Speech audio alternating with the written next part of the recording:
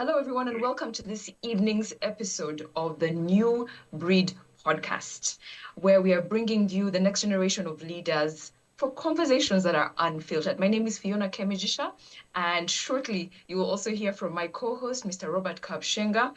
We're here every single Monday at 8 p.m. EAT, hosting some of the young people that are aspiring for office here in Uganda. As you know, elections are just a few, should we even say months? Let's say a few weeks away. It's really oncoming, and we thought it would be a really good idea to have these young aspiring leaders come on and we get to know them. Who are they? How are they reimagining the future of our country, the present, and what is their why? So if you would like to make sure that you don't miss our program every single Monday, follow us. Subscribe on YouTube at the New Breed Podcast UG, and follow us as well on X at R Kapshenga and myself at Fiona Kemi, as well as on TikTok. Same handles, and you'll be able to catch us right here every Monday at 8 p.m. EAT. Now, we have a couple of watching options, so you can watch us over on YouTube, you can watch us on Robert's X, you can watch us on my Instagram. So really, that you can catch us in just a number of places. There is really no reason for you to miss. So if you're already watching right now, send a link to a friend, a colleague, so that this conversation is not just for a few, right? We'd like as many people as possible to benefit from these conversations and from this access that we have to these young leaders. And hopefully we can just be a little bit more woke in how we are making our decisions for the leaders of our country. Now, we are not going to do any introductions of any of the leaders because you've seen them, we've posted them on our platforms, and you're probably already a little bit familiar with them. But if you aren't, no problem, you're in the right place. And we are going to dive right into our conversation. Let me hand over to you, Robert. Hi, everyone. First of all, my apologies. I'm sitting at a train station. Please don't laugh at me. Yeah, but that's the whole thing about technology, that we're able to have these conversations on the go, anywhere, everywhere we're at. And I want to start by asking Judith this question. Judith, why should young people be interested in political office at the local government level? I was actually intrigued that of all offices, you decided to go for local councillor. How? When there is member of parliament? How? When there is president? Why did you choose local administration? And why do you just want to be a councillor? Don't you have bigger ambitions?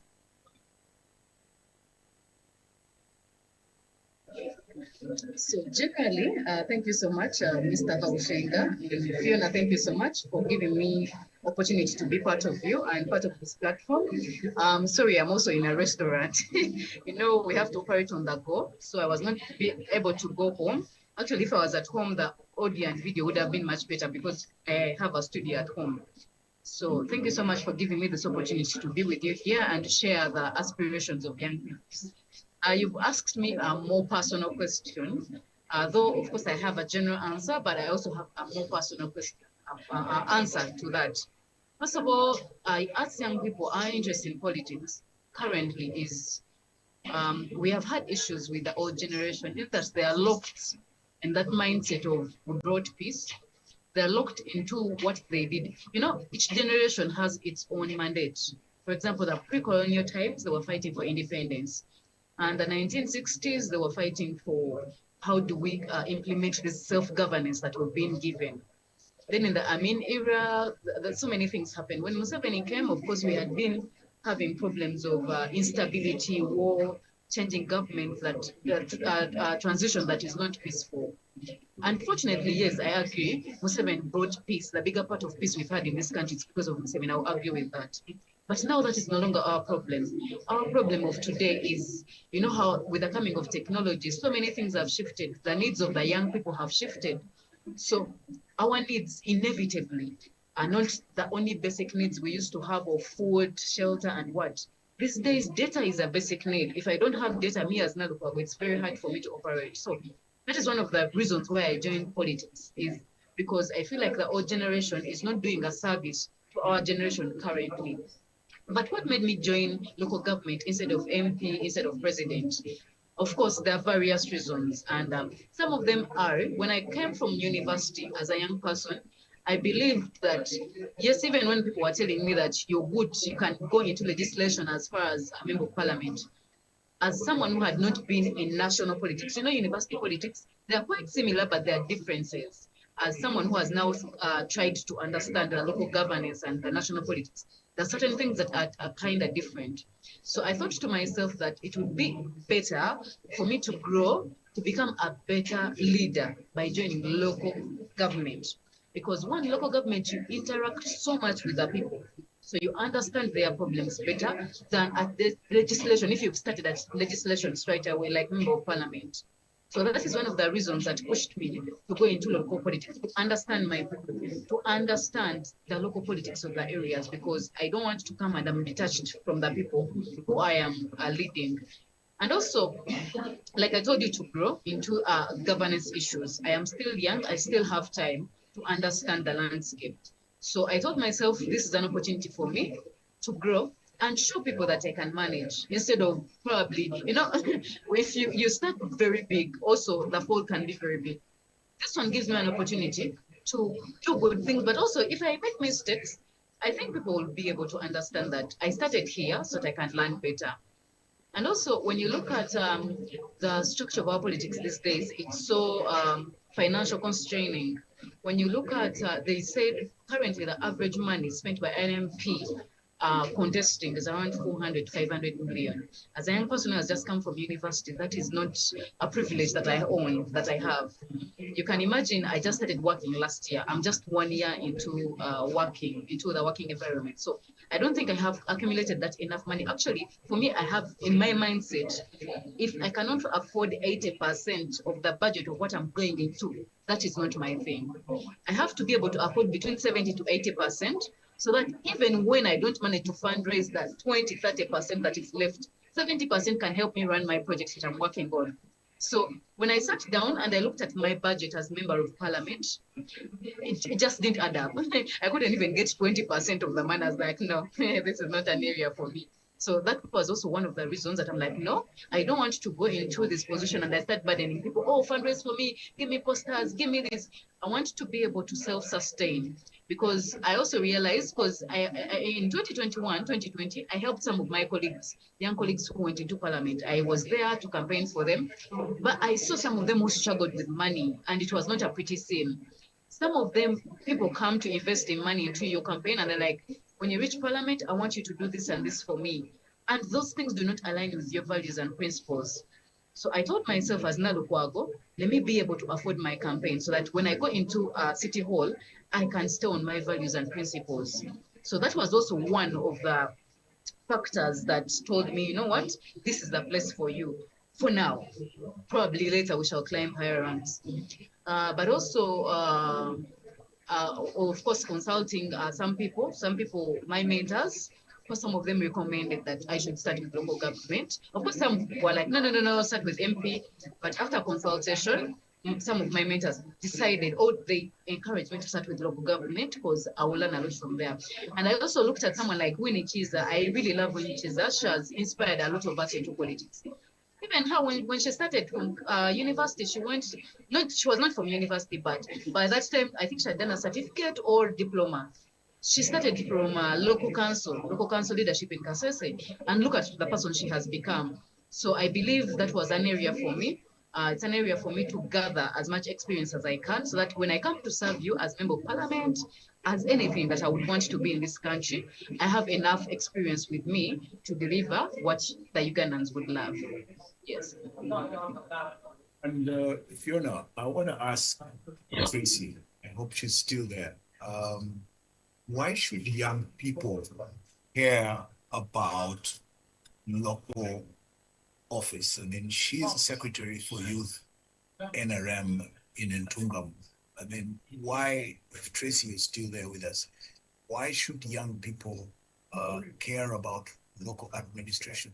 They tend to be more engaged and more energized about the national politics. But interestingly, why should young people care? I hope Tracy is there.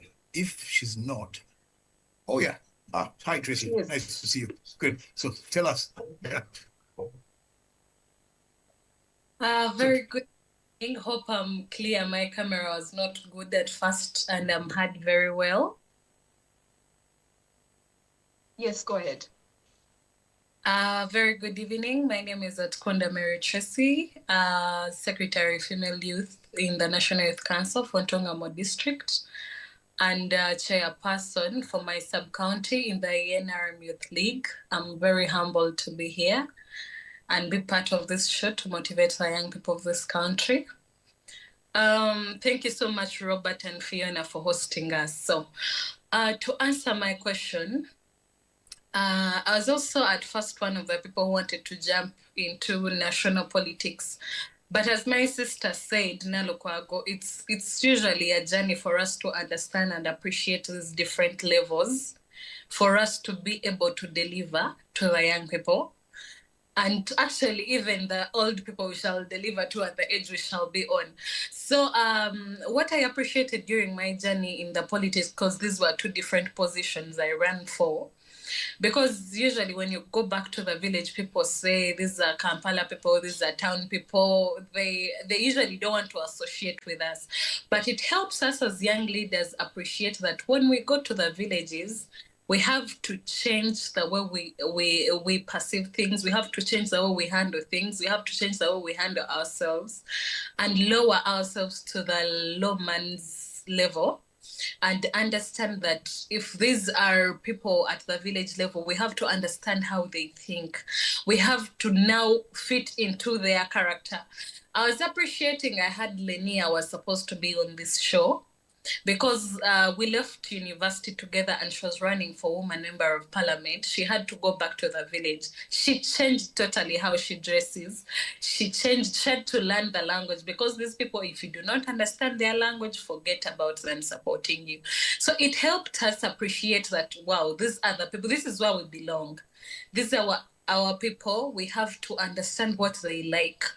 And you fit into what they like, not what you want as a person, as a leader. Because if we do not understand these people, if we do not understand the local people, then why am I at national politics? I'm not there to serve people in town. I'm here to serve people from Ntongamo, people from Kasese, the people that are on ground.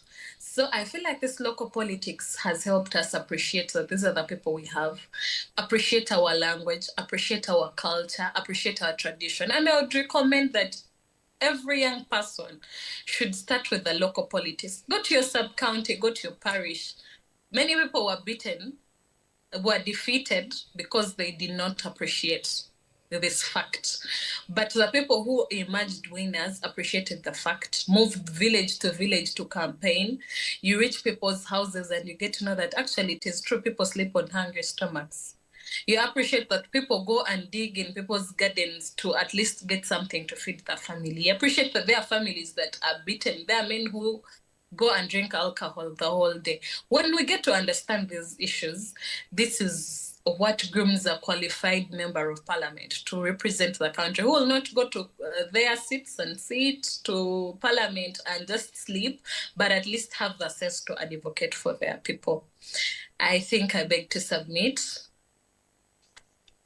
Thank you so much, Tracy. And I have to say, and I don't know if Robert is feeling the same way, it's encouraging. It's encouraging to hear young aspiring leaders talking about the grassroots kugraundi. That one, that very one. Until we are on the ground, that you're really appreciating the importance of going back to the smallest, the lowest possible level in order to learn how to grow through the ranks. Fiona, I have a question. Fiona, before you come in, let me, because you know my time is really limited, so I want to ask both Judith and Tracy exactly the same question.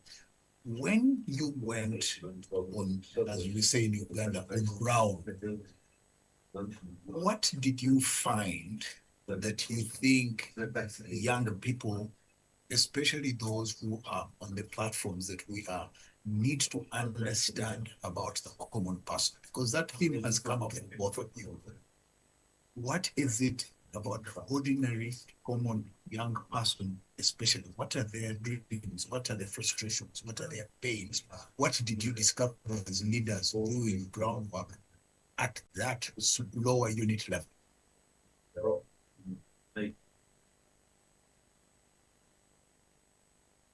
Perhaps we can start with you, Jude. So I managed to, when I came in the constituency and I declared my candidature, actually, I did not wait for Electoral Commission to give us permission to do these door-to-door campaigns like you've started last week. Personally, I started my door-to-door campaigns as early as April. And the reason why I did that is to understand the pains of the people, because like she said, that many of us have our preconceived aspirations or preconceived problems that we think that people have. But actually, when you go down there, what you think is a problem is not a problem to them. For them, they have very different problems of what you think. Of course, my constituency happens to be one that is in town. So the challenges they have and their understanding and mindset is a bit different from the village. My home village is Masaka. So when I go to Masaka and I hear from them, and when I come to Kampala where I stay and I hear from them, the challenges are a bit different, or the way they need them to be addressed. For example, the issues the young people have in my constituency is unemployment. That is the biggest issue, which unemployment leads to insecurity, because if I'm unemployed, I have to find a way of making money. The only way to make money is by, of course, disturbing the peace of others, stealing and all that.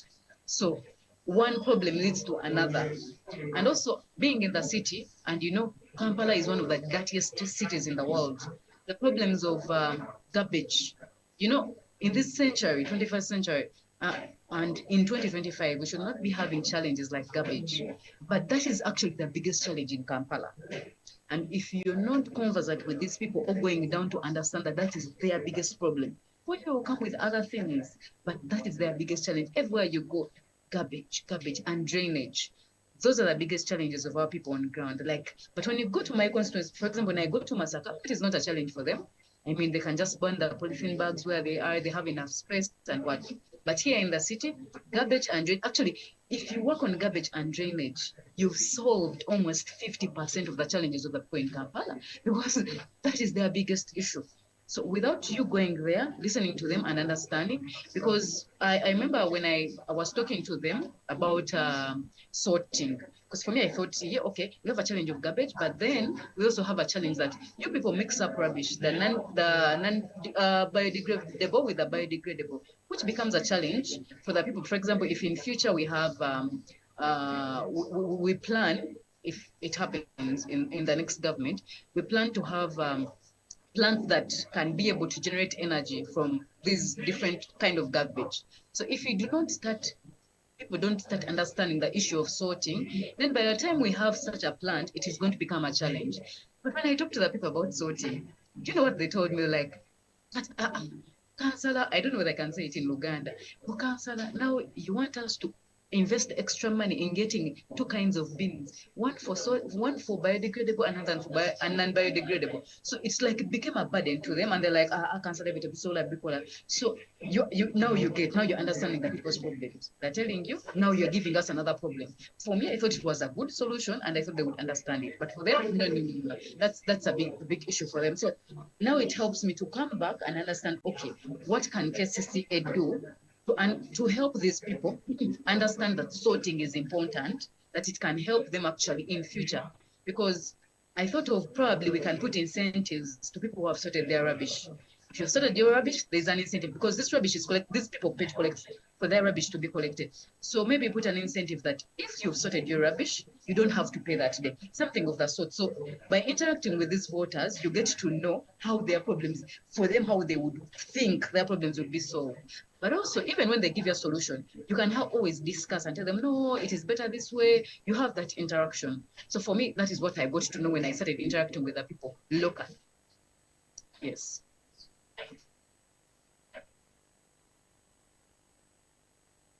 Okay, Tracy, same question to you. Please share with us, those issues that come up with young people on the ground. Thank you so much once again. I think to answer the question, Mine, being in the village, it was a bit too tricky. It was a bit too tricky, and the fact that I was running for a youth position in the party, it was on the political beat. We have very many differences, and more so for the district I was coming from, that applied in quite a number of districts because I'm in a district of the First Lady. So when you would come for a position, people would quite start asking you, are you connected to the first family? Are you related to someone in the first family? Is your father rich? These people want to know which religion do you belong, which culture do you belong. So it's about who and where are you from. It's not you do not just come randomly and you think you're going to run and you think you're going to get a position just like that, and we do not know you. So and it was a very big problem, because now that means Muntu Awansi is not going to get a chance to join these platforms or become member of parliament or get into any position in power just because they're not connected to someone in the district. And this applied to most of the people who are in the rural areas. And it has also applied for the members of parliament, which was not good at all. And of course, the road I think the roads were also not good because now if you are campaigning, and of course, these people they benefit a lot from agriculture, and now these are the roads they use, but the roads are not okay. The roads are not good. Even when we're campaigning, by the time you reach a voter, you are as dusty as, So, but we had to pick that pitted and pick the impression of people have to find you looking like this, such that you earn the support. But in the long run, of course, it is not good for these young people, because we have border guys, all the marginalized society, these special interest groups contain the young people who are the biggest number, who are border riders, who are involved in agriculture, coffee farming. But of course, the road transportation is very terrible. And the other problem I found was early marriages, gender-based violence, kids dropping out of school, girls getting impregnated at a very young age, because I think the nature of their bodies, they will flourish and they look like they're grown. They lie to them, they drop out of schools. I think there was a very high rate of girls dropping out of school, and gender-based violence in their marriages. They are probably like 3 married in one home, and it is a lot of... The cases were very unbearable at police. You would find cases all the time. So it is very rampant. And of course, they are in these families that maybe the men do not have the best money to cater for these families. And it's a lot of struggle for the young people there and the youth. So you go to campaign in a family, this person tells you, I stay like deep in the mountains, you have to go there, but he has to ask permission from the husband to speak to someone who has come to campaign. They have, that kind of lifestyle that is still backward, I may say, for lack of a better word. But there were very many issues there. Of course, in that one, that's where I put the level of education is going very low for the young girls because of the pregnancies, because of poverty, because they do not have the right equipment to go to school, the menstrual equipments. So it's a lot of things, but just to wrap up a few in those. But there are very many pressing issues. There is water and electricity, which was also a very big problem, because people want to create like machines that can cut scraps, that can cut coffee into another product, or like produce coffee, but they do not have electricity. There is no I'm a live example. My village, we do not have water and electricity. We still fetch from the well. And electricity, if you do not have solar, probably on the village, you can be like 3 people who have solar and can light. So people have to charge from your place. So such societies and communities are still there, and people are still crying of poor service delivery, because the way I talked about, such positions are for who knows who and who is connected to which family. So when they get to parliament, they are actually not bothered about service delivery. So the health, water, electricity, roads are still not good. So we are coming into these spaces to at least raise a voice and advocate for better service deliveries. Okay, so both of you have shared such a meaningful appreciation of the issues that the people at the grassroots of the communities that you serve are experiencing. And one of the things that I in particular have been... And Fiona, I hate to interfere, yes, but they have shared with such a passion and belief. Yeah, go ahead, Fiona.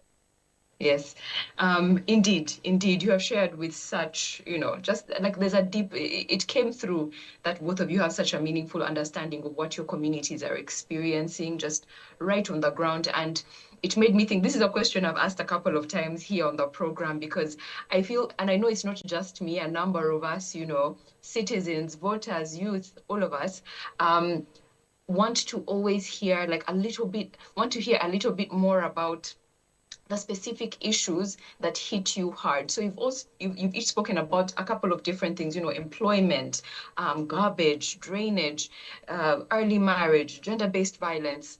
If there was one issue, that you could say that, if you had to pick just one and say this area needs this type of change, and maybe you even have special interest in that area, please share with us, what is that area and what could a strategy look like in your leadership?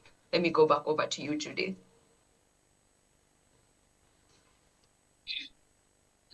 Thank you so much. Anyone would think that probably because I'm a medical doctor, my interest would be in health. But actually, I have very keen interest in education. I happen to come from a house of teachers. Both my parents are teachers, though my mom retired because of medical issues, and they were caused by the conditions they're working in. So I am so passionate about education. And also, given the family I came in, education gave me the key. When they say education is the key to success, for me, I understand it from deep within my heart. Because if it wasn't for education, probably I wouldn't be the person I am. So I'm very appreciative of what education has done for me. And it has given me vast opportunities that I wouldn't have gotten otherwise. So for me, I feel like our education, especially in this country, at the moment, I feel like it has gone to the dogs. I'm sorry to use such, and I don't know how to say it, but there is so much that's lacking in our education system. As a person who has traveled, I'm happy that at a young age, I've been able to travel and understand what is happening in some of the few countries I've moved in, because I'm very keen at understanding.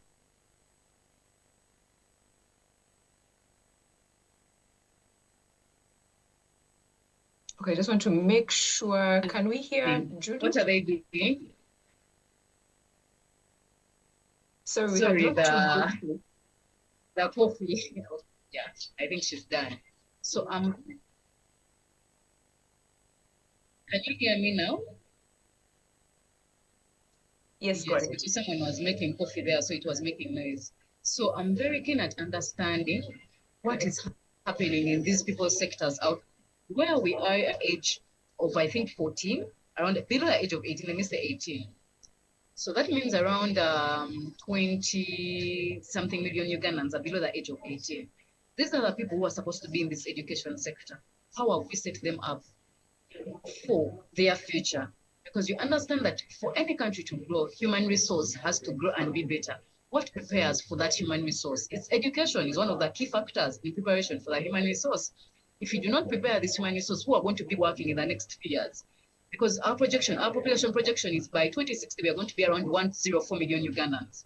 So 104 million Ugandans, if 60% of those will be young people, or will be working class actually, 60% of those people, how have you prepared them? How have you prepared the education sector? By skilling these people.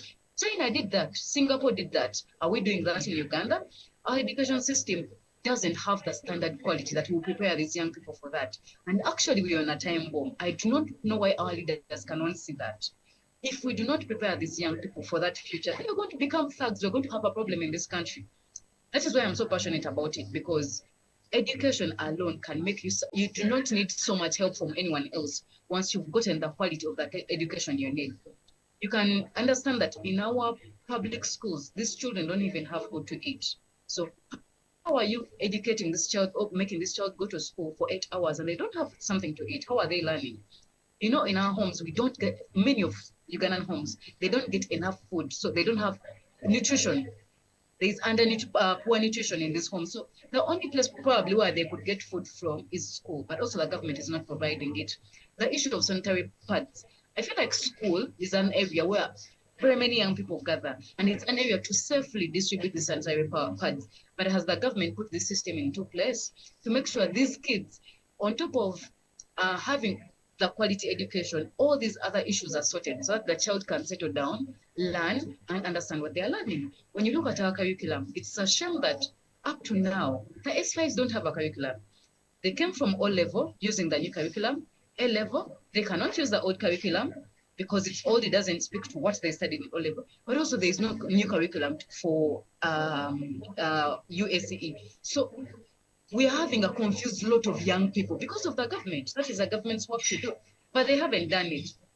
So the curriculum itself, you see in university, the way we are studying, when we looked at our friends who are studying from out doing medicine and the way we are studying, oh my God, the cut difference was too much.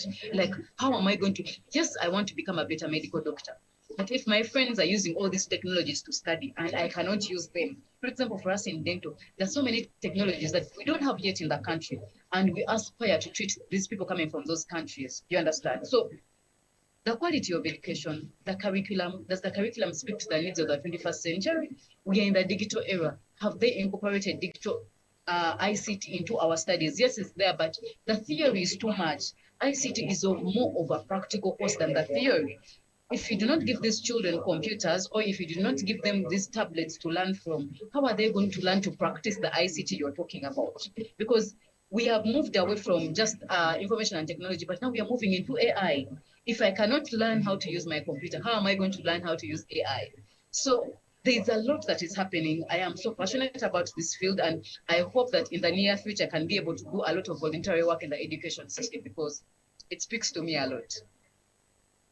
Let me just ask you, like, part B of that same question. Like, if there was one thing that you could reform in that space, you know, like you're there, you have, you know, a position that allows you to do something, what would be like your step one, if you could share that with us?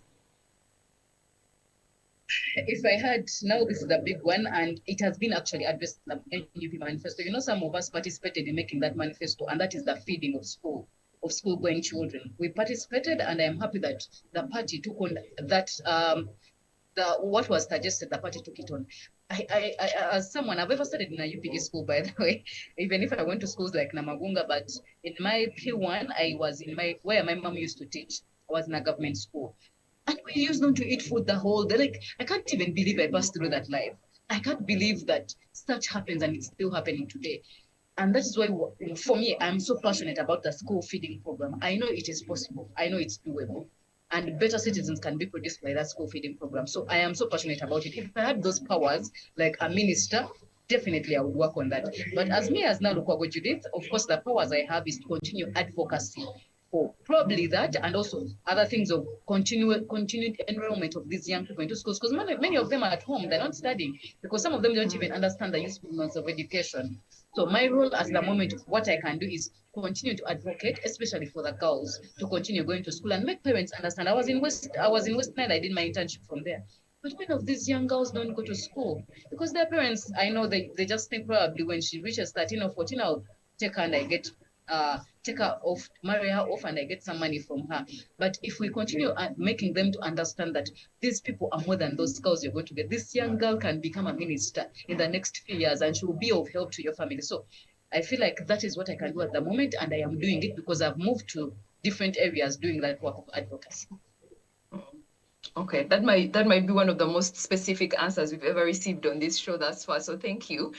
Same question to you, Tracy. If there was an issue, if you could pick just one and say this one, it is the place where I will die. This one, I want to really work on it, and just share with us, why does that matter to you? And even what could your strategy for addressing it look like?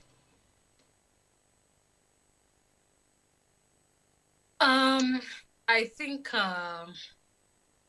we should, if I was to pick one, I don't know if it will be direct or very specific, but it would be youth empowerment, and more so to solve the problem of early marriages and help to keep the girls in schools and maybe reduce gender-based violence all the way.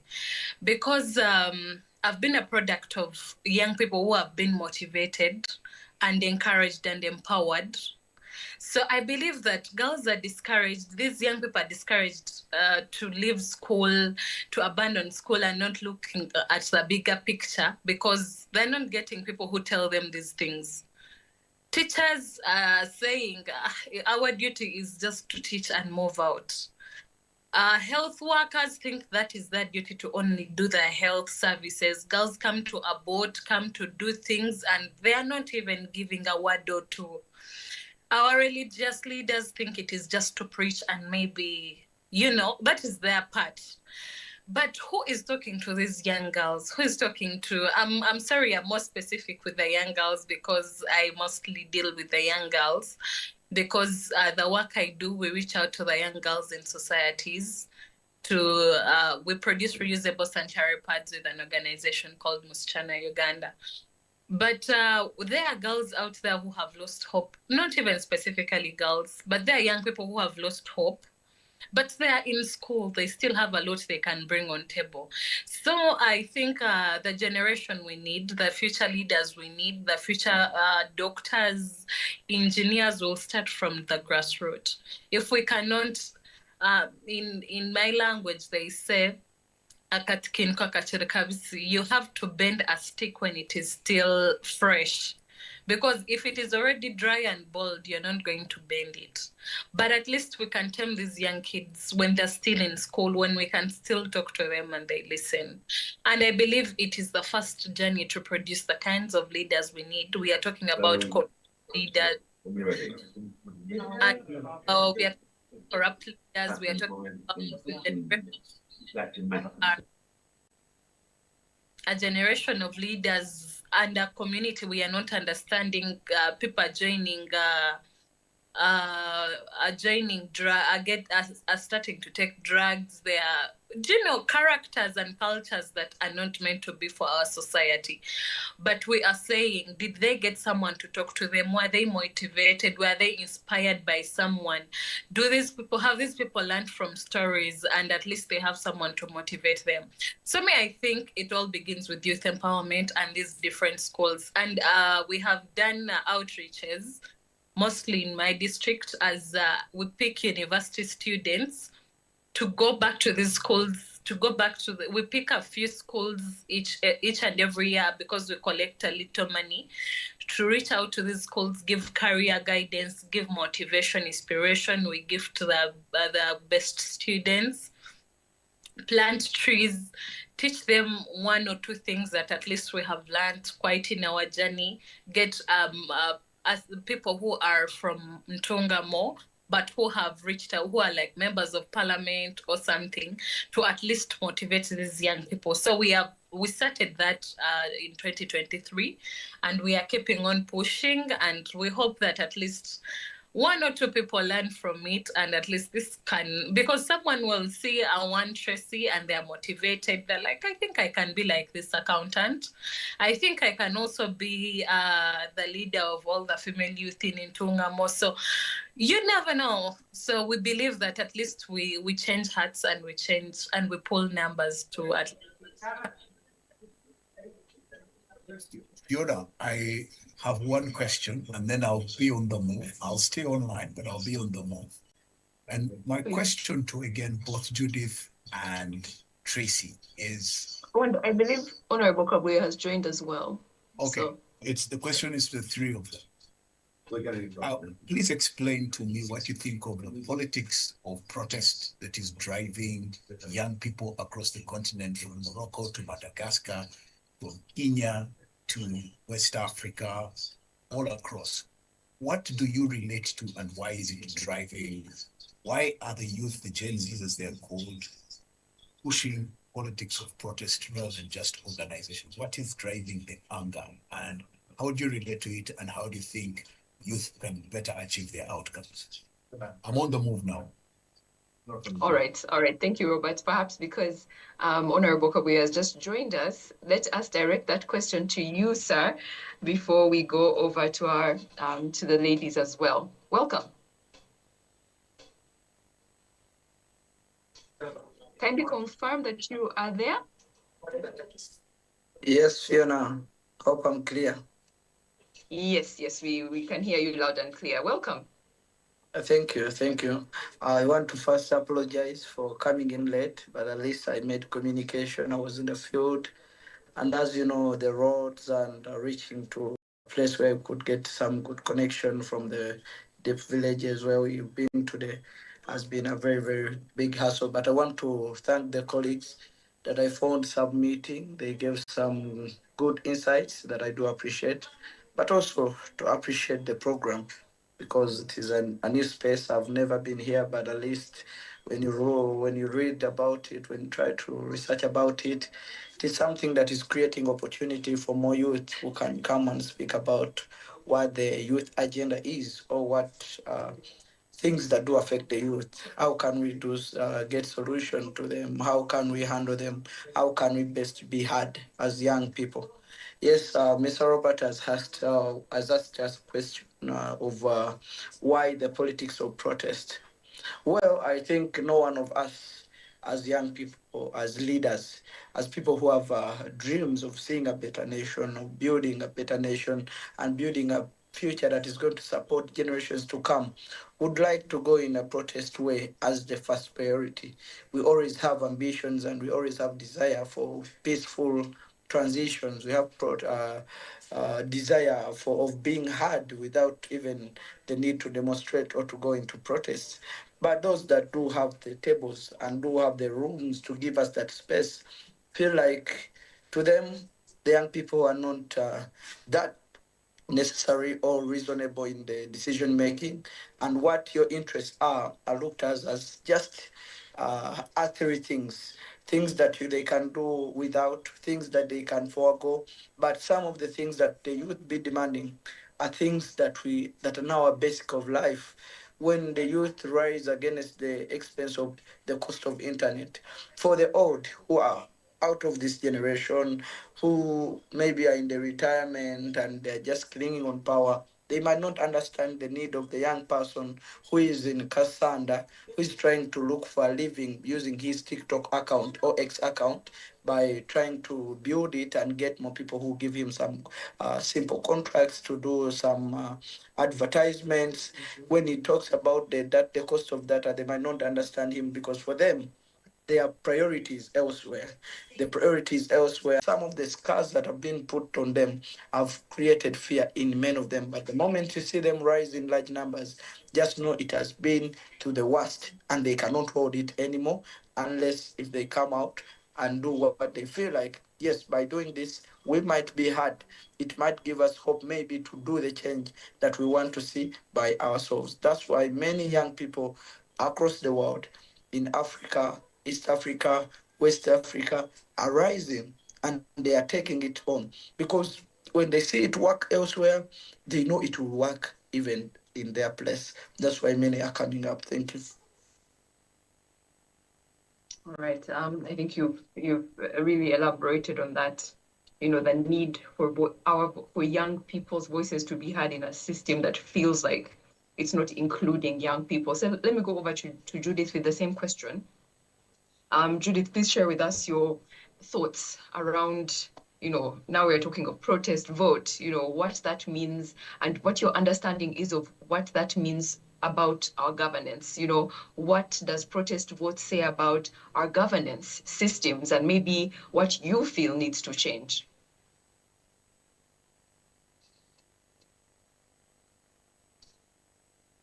Judith, do we I don't know why still have Zuma signed me out, but it signed me Sorry. back again.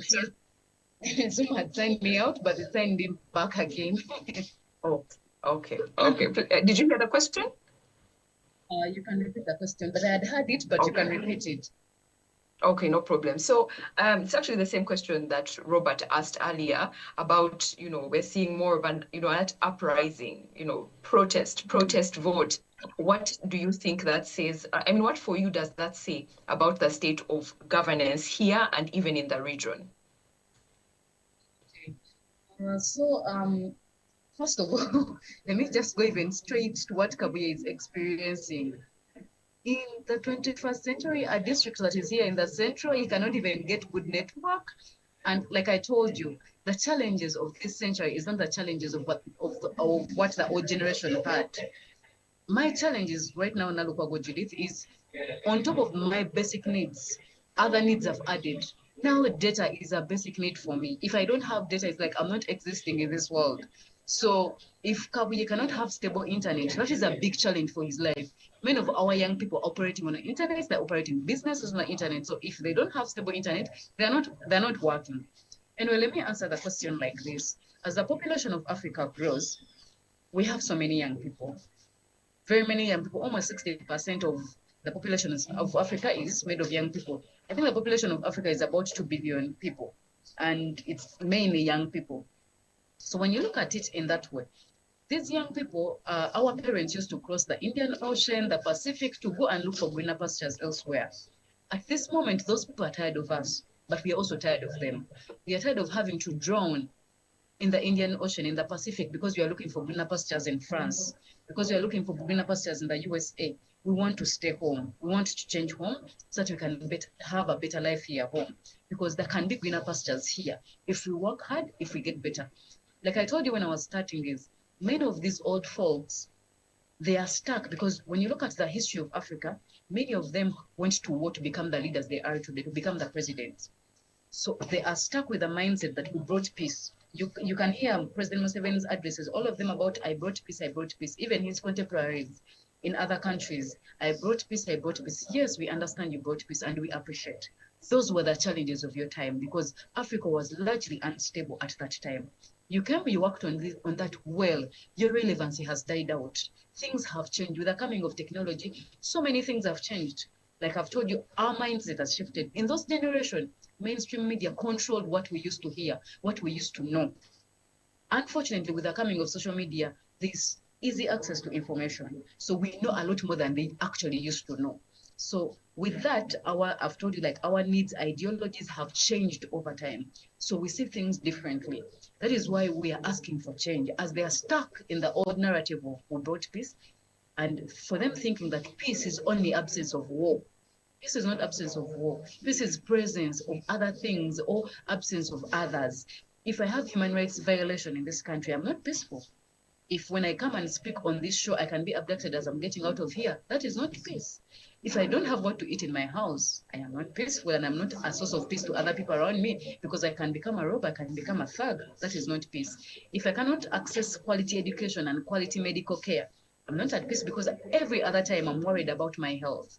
So now that is the challenge of the old folks. They do not understand us. That is why we young people have come to show our people that we are ready to take on leadership. We just need to be given an opportunity because we understand the challenges of our generation.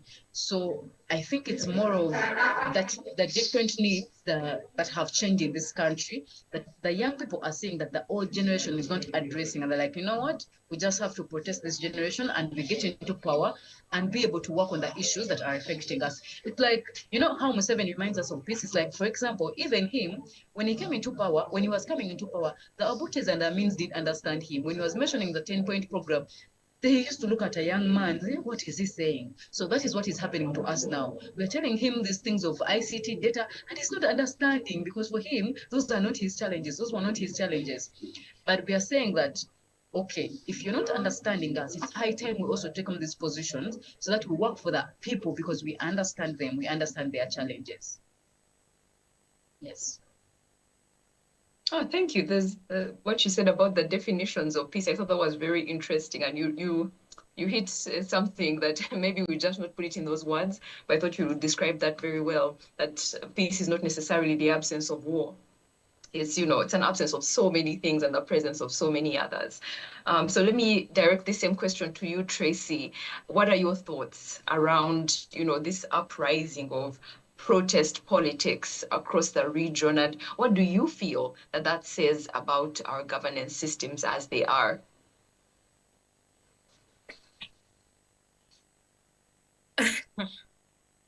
I might, anyway. Let me make it ideally a leaders. It shouldn't be a partisan co-exchange. But me personally, I also think that protest is not just it's not just people making noise, but these are people who are aggrieved and they want to understand why is the government not matching our expectations as citizens, as a country. But I believe that, and still I believe that protest is not the best way in a government like Uganda to achieve, should I say to achieve? I believe in a government like Uganda, like the one we have, a number of people coming to the streets and making noise is not going to make them revise, maybe change. I feel like some of us have understood it wrongly, because if people are telling you they have gotten to power through a military system, through fighting in the bush, what makes you think that a few screams you make on the streets will make them feel like you make sense to them? I don't know. I just want some of us to understand such things, because to me, I think that doesn't make a lot of sense. But if people, because we are not going to go to the bush, I don't think our generation knows that. And I think a few people in our generation have tried to reach out to Chankwanzi and maybe learn a few things here and there. I don't know if Fiona, you have heard that, you've had sayings that say Uganda cannot be ruled by someone who is not a military, who has not been in the military. Have you heard about that? Yes, I've heard that a number of times. Yes. So what does it tell you? We do not have to use the same systems. And now if you're protesting and people are being beaten every now and then, I think people should revise those means and maybe devise something else. Just like the way Nalukwago is getting into the local governance, we should tap into these spaces in a more logical way, to get into these spaces and maybe understand that we have to pull ourselves to where we want to see ourselves, and maybe pull each other as young people. When we get there as young people, do we adopt to what our predecessors are doing?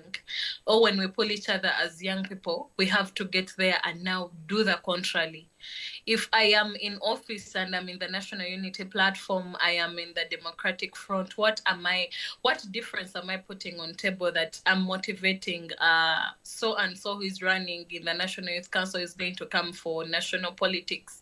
Or because these people are going to say, because me, I have a problem with opposition. They will come here and protest, vote. When they get to parliament, they're giving out money for maybe members of parliament. Maybe this money was supposed to be for building schools. And now they are like, we are distributing this money to the members of parliament. Even the opposition members of parliament are going to pocket that money. They are not going to say anything. They're going to move outside and they start saying protest, vote, protest, vote. Yet when they're in these positions, they're very silent. They're going to say overstaying in power of the president.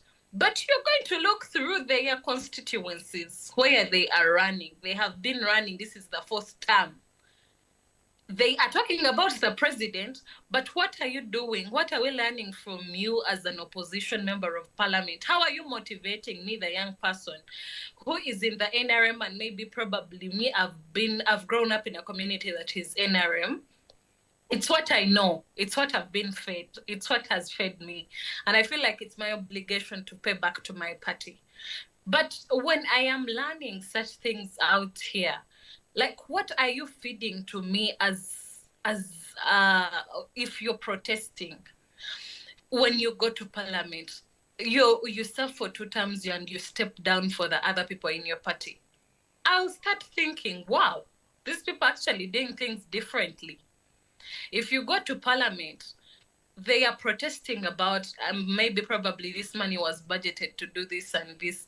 And at least someone is like, no, I think this money I should not be part of the people who are gambling this money. But otherwise, you're one of the people who are actually gambling the money. They are giving out flags, distributing flags when people are running for as flag bearers.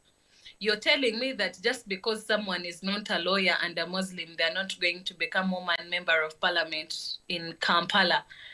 So I would like to understand, because me, I don't understand when they talk about protest vote verbally and in actions, it is actually not a protest vote. They are actually nursing whatever the government is doing it they're in opposition. So me, that's why I find the problem. And I think that if we are to actually really do the protest vote, the young people that are aggrieved should actually join these offices, starting from local governance, because that is where the whole issue begins from. Because I appreciated during the campaigns that young leaders, youth in my political party ran from village level, parish level, sub-county level, district level. These different levels help us appreciate that we need to do governance from down here.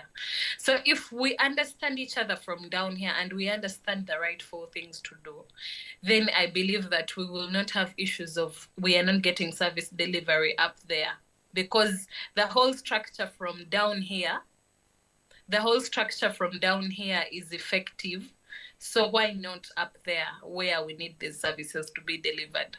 So I think it all starts with who is in office, and it begins with us who are aggrieved. If we reach out to the people we know and we have taught and we have encouraged and we have motivated into these political spaces, then we can deliver. But if these fellow old people are also telling us about the protest vote, yet in the 4-year term office they have not done anything, I think the protest vote is just a mere say. It is not an action that we need. All right, I think that's actually a good segue for our next segment, in which we have a segment of the show where we actually prompt you to ask each other questions, because this is more about us getting to know you than it is about Robert or I speaking. So allow me to guide us through a short segment where you can ask each other a question or two, actually just one question each. So incidentally, let us start with Judith. So Judith, picture. Well, you don't have to picture, you are a citizen. So you are a citizen, you're watching this conversation from home, and you are specifically a youth citizen watching this conversation from home. What question would you want to ask Miss Atukunda as regards, a point of clarity or a point of, concern, or really the question is open to you. What would you want to ask her?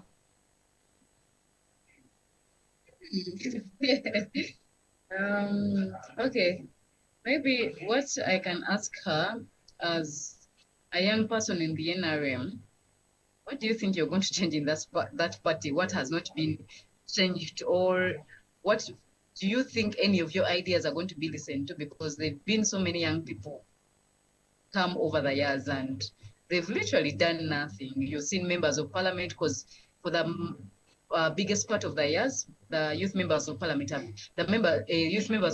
been NRM, or anyway, special interest groups. So what do you think you as a youth leader in NRM you're going to change? Because they haven't done nothing. So what do you think? And I feel like what has prevented them to do anything is the system. The system is designed to serve one person. So sometimes I blame them. But so what do you think you're going to change in that system? Okay, over to you, Tracy.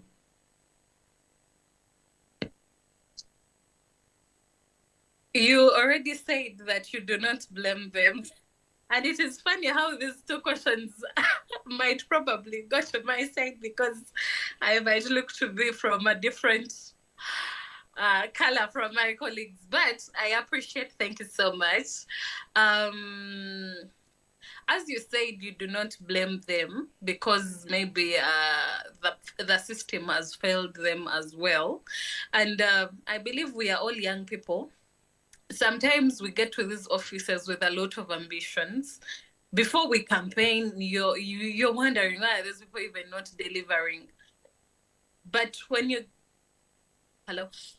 get to these offices, you actually understand that, wow, there is actually I do not actually have the right resources.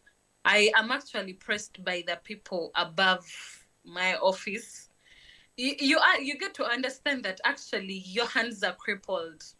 And that is the governance we have. Even what I was talking about, that these people get to government, get to parliament, sorry, and they're actually silent. They're talking about these different things outside here. But when they get there, we're not even seeing the action things they are doing. But me, I earlier told you,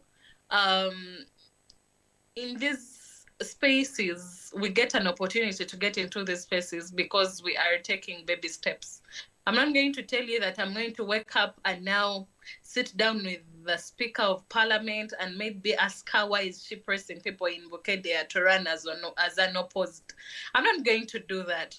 But in the societies I'm in the societies I can reach out, in the organizations I can work with, as I told you, how many hands am I holding?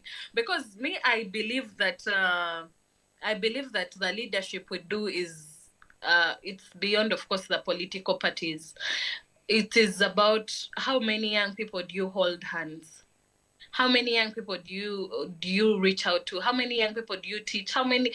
If I'm leaving office, have I motivated more 9 girls in my village, in my parish, in my sub-county that are going to pick a leaf from me? In the 5 years I will be in office, how many more people? Such that I have suitable contenders that are going to run for my position and at least even deliver better than I have delivered.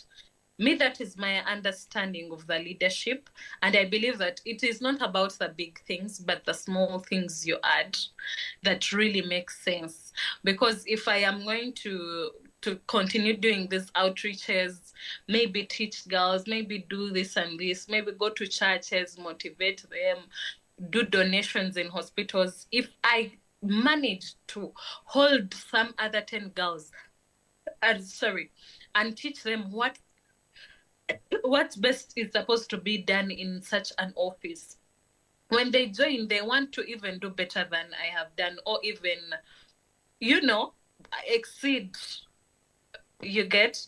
And how many more are they going to teach? We continue the trend like that, and even as according to our powers that we can manage. Me, that is my understanding of leadership. How many more people can you hold, and what have you taught them, and are you really able to cope up with the standard that you have put there? I shouldn't be teaching them, and now I'm the person they find in bars. I'm the person they find there in the village doing a lot of gossiping. I'm the person who does not portray. If I am to pick an example and put it there for them, can they hold on to it, and can they reach out to many other people to make sure that we get a society that is collective and understanding? Okay, how many more people can you hold? I think that question also kind of it holds the spirit of something that all of you have been talking about people, as opposed to, I think each of you, your approach has come out very strongly as the people down there, just regular everyday people, as opposed to, oh, what is happening up here, but can we address what is happening on the ground? Sort of a bottom-up approach. So let me go to the next question. Let me go to Honorable Kabuye.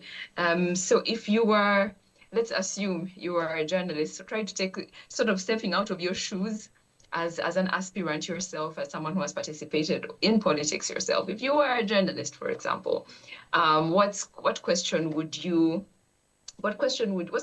you would ask Dr. Nalukwago? Really, this question can be anything, to clarify something, to understand better a certain position. Please. Come again, Fiona. Okay, let me just repeat. So if you could step out of the shoes of being a politician, right, just for a few minutes. So imagine you are a journalist and you have the opportunity to ask Dr. Nalukwago a question. And this question, really what the question is up to you. Maybe you would like for her to clarify something, defend a certain position, address something important. What would that question be? Well, thank you. But before that, I just want to add one thing that I had Comrade Tracy talk about and give example about, especially when she was referring to those in the opposition, but they are doing contrary to what they speak, and they are just doing the same thing as they had to preach against. Well, to her, my dear friend, my comrade, a lot we hold as young people and as a generation. So if you see enemies anywhere, so don't support it because it is being done, even when you know they are doing wrong. So for me, I believe wrong is wrong, even if it is being done or by almost the whole world or the whole country, it will remain wrong. So if you see even the opposition doing it, just condemn it if you don't believe in it. Being in NRM is not a crime, but supporting the the bad that is being done by those in power is what we term wrong, because we have friends and we have voters, we have supporters in the NRM, and also there are people we believe in and they are in the NRM. But what makes the difference is how they see things, is how you look at situations. If you see a situation like that happened to our foot soldiers in Imbarara, and for you just be like, no, I'm in NRM. For me, anything that happens, why would they go to the street? Why would they choose a protest? But you're not speaking about, because this is they are they are allowed to do whatever they do. They're allowed to campaign. They're allowed to express themselves because it is constitutional. It is no man given right that anyone can determine that, no, I'm giving you this, you can do this and this and this to this extent. It is the law that allows us to be free, to move freely, and also to express ourselves freely. So if we see such acts, especially those that are unlawful, let us just condemn them than condemning those that are those to whom the acts are being done. Because at one time, it might be you or any other person close to you. So to Comrade Judith, now I'm not your NEC leader in NUP for the youth. Neither I'm not an MP, but I'm a journalist from somewhere in Kasanda. And I'm so impressed and happy that at least I'm on this platform with some brilliant young people that we see and we have watched rise and build their political careers in the country. So my question would be, a lot of mess is in the parliament than local government. Why would she choose to go for local government leadership than coming to be on the tables of legislators? Because we've seen the route in parliament, the way the people have been corrupt, and she's one of the people. At least I was able to live under her leadership at Makerere University when she was vice guild president. And I know how firm she stood, especially when they tried to bribe and buy off the almost the World Guild chambers. But she stood firm and she defied all the odds and she was on the student side. So I think as a better leader, why didn't you help us? Oh, I don't know if I'm being so direct and sided, but why would she choose to go for local government? Because a lot needs to be changed at parliamentary level. We would like to see legislators, young and vibrant people who have a future to fight for, people who have served in different capacities and they have proven their abilities. Because I, for one, I do appreciate her leadership. I was one of the people that supported her and that are still moving with her. But I want to know why, because to us, the viewers and those that are going to be watching this show, we would like to know, why did you choose to go for local government than coming to member of parliament? Because you have all the qualifications and you're able. We do believe, by looking at your profile, we believe you would fit in these positions. Why would you choose to best serve at local government or local council? Thank you. Okay, I know Judith had talked a little bit about this already earlier, but that is the question that has been given. So please, Judith, go ahead. Yeah, I had somehow addressed it, but I am happy that you also think the same. And so many people have asked me, and Honorable Kabuye, thank you so much for appreciating. You know, we are young people, we try our best. It's not easy to be in these positions because, you know, being in the public eye, there's a lot of criticisms. Of course, some of them feel like they're going to break you, but uh, some of us who went through university leadership, you've been now conditioned, you know how to deal with these different challenges. So like I had said earlier, I think I should now record a voice note so that it can be shared every time such a question is asked.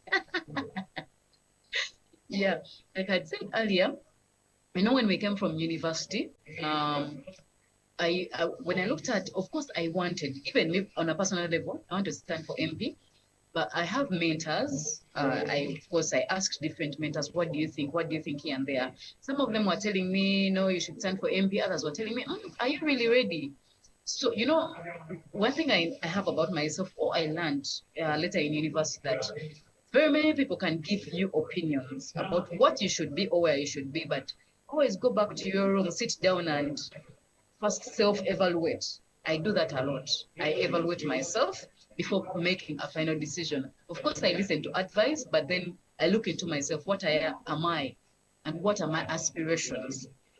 So when I sat down before going for internship in West Nile, because that's where I did my internship, sat down and I did different comparisons on what it takes to be a member of parliament. First of all, I realized that I didn't have enough experience in national politics. I told myself, yes, I'm from university politics. It's a good platform, but is it enough to usher me into becoming a member of parliament? Yes, you can be a member of parliament, but I just don't want to be a number. I want to be a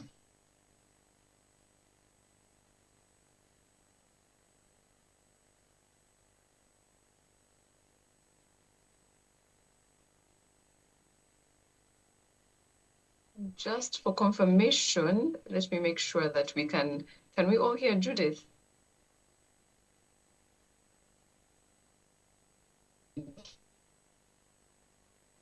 I think she's off.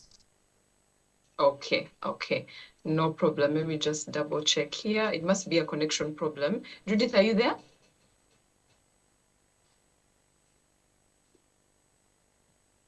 Okay, I think let's give her a minute to try and reconnect, and hopefully she'll be able to come back and just complete that submission. It was just at the point as it was getting interesting. The internet will really humble you. The internet will humble you in this Kampala, but okay, we'll give her a few minutes to try and reconnect. But perhaps as we wait for her to come back, hopefully this won't cut her short. We can go to the last question, and then when she comes, she can also complete. So the last one, at least both of you are here because I'd like to ask Tracy now to ask a question. So Tracy, what I'd like you to picture is if you were running for MP alongside Honorable Kabuye. So picture you are both running for MP and you are opponents in that race. What's a question you would ask him?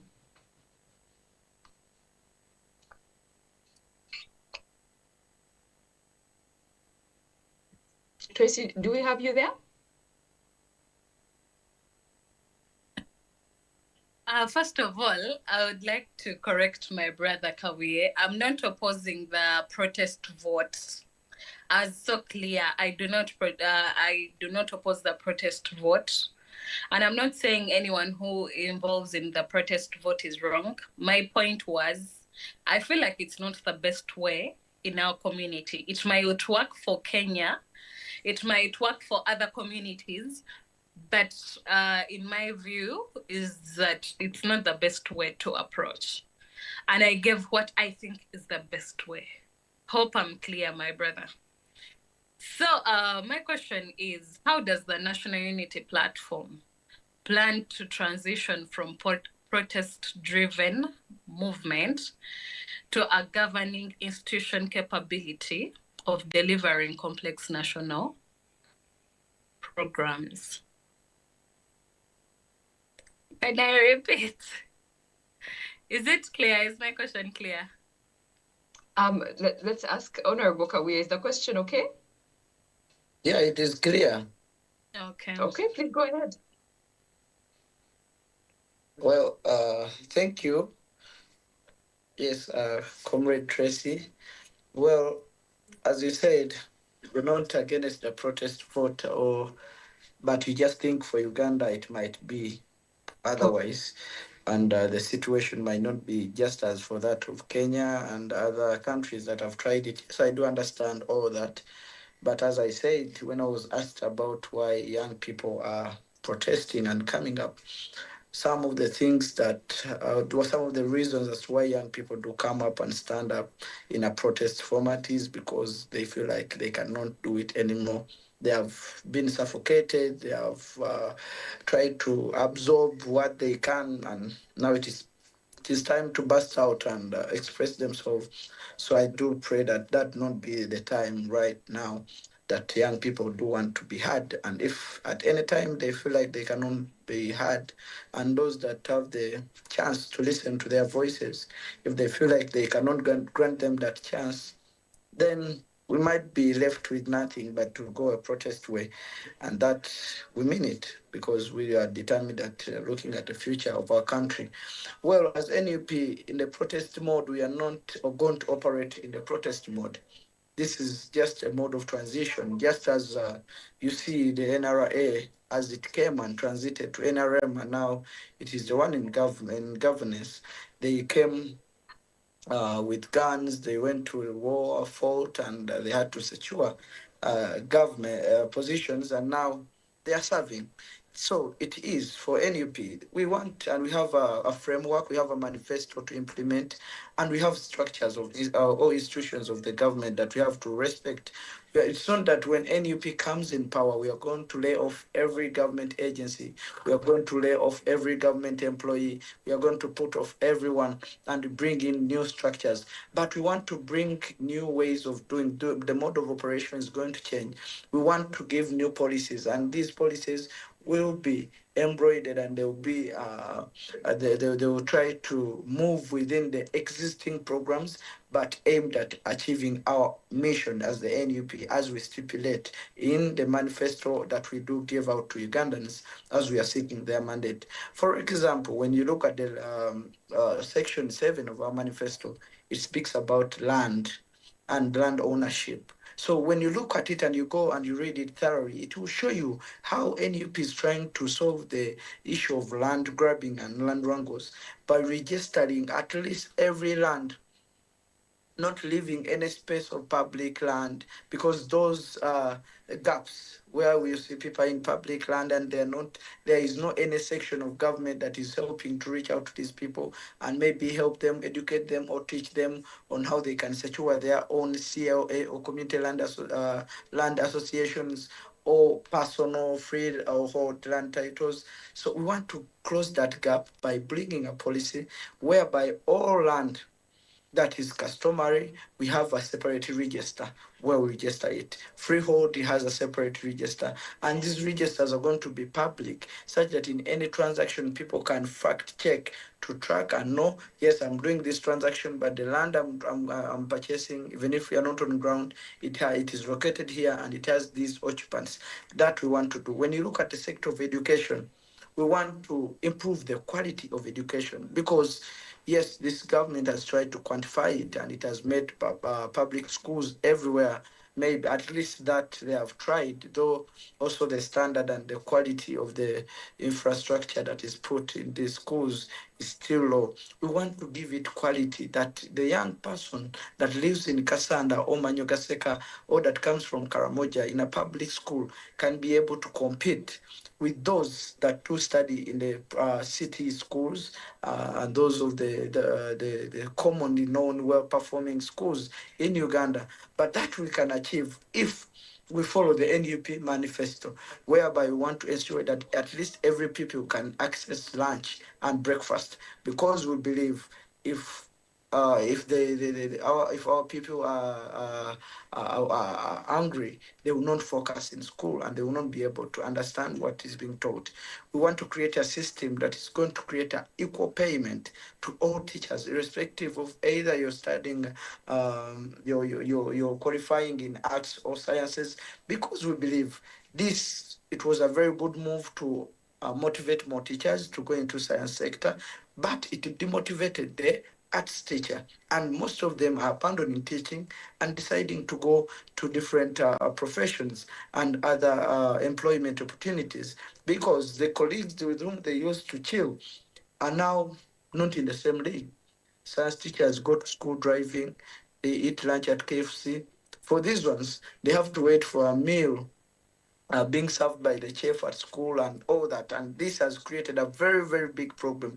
When we are in these public spaces, at least and offices, we do get access to a lot of information. Many people reach out to complain, to bring out their voices, that we forward them to the authorities, but which authority does not hear or listen to them. So I want to assure my sister that when we get leadership and we take it, even if we've come in a protest mode, we are not going to operate in a protest mode.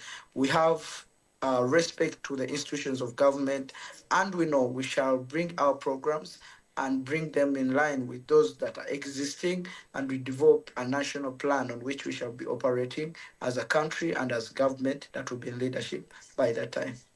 Thank you. Thank you so much, Honorable Kabuye. I see Judith is back. Sorry, Judith, we lost you for a moment there. I think you were like mid-sentence. So please, I invite you to come back and just complete that thought that you were sharing with us. Yeah, thank you so much. Sorry, I don't know why my network, when it gets disorganized, it logs me out. But anyway, I was telling you, I just don't want to be a number. I want to be a change maker. So when I realized I didn't have enough experience in the national politics, I made a decision. Of course, there are many factors I'm going to tell you that I made me make that decision to stand for local government. I made a decision to go into local government politics. One is for understanding. You see, local government is where you understand the people better and their challenges. So because you're on ground, you're on ground, so you understand the challenges of the people better than a member of parliament, by the way. That is a reality. So that is one of the reasons I made that decision, to get enough experience so that I can be the change maker I want to be. Budget. There's a lot of money, because from university I have 1 year of experience in work. When you look at the monetization of politics at the moment, you require about 400, 500 million to run an MP race. As an individual has just started working, I cannot get that money. For me, I have this narrative in my mind, and the thing I follow in the way I do my things. If I cannot afford 70 to 80% of the budget of the project I'm working on, that is not my project. So I just don't do it. So when I started making my budget, because I made the budget for member of parliament, given, remember Kabuye, I was in your campaign, some of your campaigns, so I understood some of the things members of parliament, those who are contesting, do. So I told myself, let me use some of the blueprint in the different campaigns that I went to understand what money I need. So when I made the budget and I looked at it, and I couldn't even afford 20%, I told myself, this is not my area at the moment, probably later, but at the moment I cannot afford it, because I don't want people to come and inject in my campaign money and they have certain things they want me to do for them when I become a leader, because some of those things do not stand on my principles. So I have to be able to keep my principles regardless of where I go. So I told myself, when I stand in local government, at least I can afford 70% of my campaign. That means my principles, I can stand on them and remain intact on them. So yeah, that was another reason. And also the different people encourage me, like, no, local government, you get better experience, what. So when I looked at all those factors, I told myself, probably this is where to start. Even when people think of me like this, and I am glad that I've been able to create that certain feeling within my people of Uganda to understand that I am capable of that level. But we shall start from here, and I hope they are appreciative of the position they will give me so that they can elevate me to another position. Thank you so much, Judith. And on behalf of Robert, as well as myself, I can honestly say it's been such a pleasure having a conversation with the three of you, Judith Nalukwago and sorry, just a moment, the network, I'm not sure if you can hear me. All right, okay, I seem to be back. Yes, Honorable Kabuye, as well as Tracy Nalukwago, it's been a pleasure hosting you on The New Breed. You've brought such a clarity that is refreshing, I can honestly say, and it's something that we hope to see more of, just to be able to hear from young leaders and, the clarity, that understanding for us to get to know you, yes, and and know what do you understand about the issues on the ground, and what do your strategies look like, what are you passionate about. And I feel this conversation has really given us quite the sense of each of you and the kind of leaders that you are, and also the kind of leaders that you are hoping to be.